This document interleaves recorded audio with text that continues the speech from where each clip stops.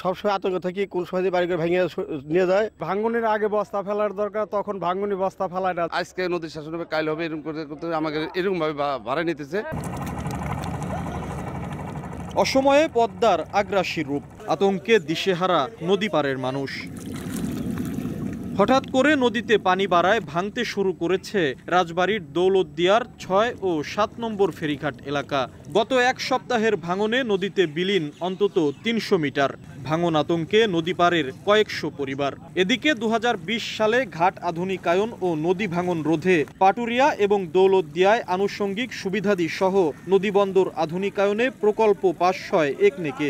১,৩৫১ কোটি ৭০ লাখ টাকা ব্যয়ে প্রকল্পটি বাস্তবায়নের দায়িত্ব পায় বাংলাদেশ অভ্যন্তরীণ নৌ পরিবহন কর্তৃপক্ষ BIWTA। কিন্তু কাজ শুরু হয়নি ৪ বছরেও। আমরা সবসময় আতঙ্ক থাকি কোন সময় বাড়ি করে ভেঙে নিয়ে যায়।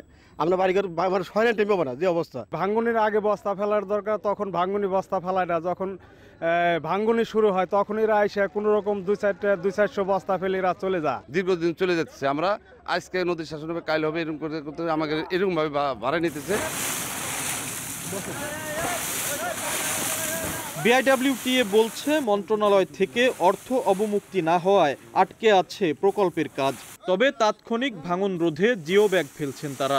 অর্থটা ছাড় হলে এটা আমরা ভূমি অধিগ্রহণের যে প্রাথমিক ইয়াটা আমরা সেটা খুব দ্রুত করতে পারবো। জিও ব্যাগলা ডাম্পিং কাজ শুরু করেছি যাতে ভাঙনটা না বাড়ে, আমরা এখানে এটা প্রতিরোধ করতে পারি।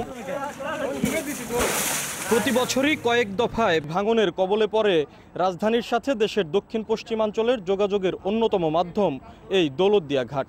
আর তখনই ঠিক এভাবেই চালানো হয় জোড়াতালির মেরামত। কিন্তু দীর্ঘমেয়াদী কোনো পদক্ষেপ নেওয়া হয় না।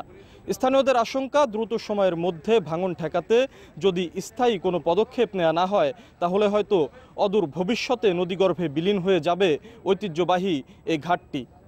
আশিকুর রহমান, সময় সংবাদ, দৌলতদিয়া ফেরিঘাট, রাজবাড়ী।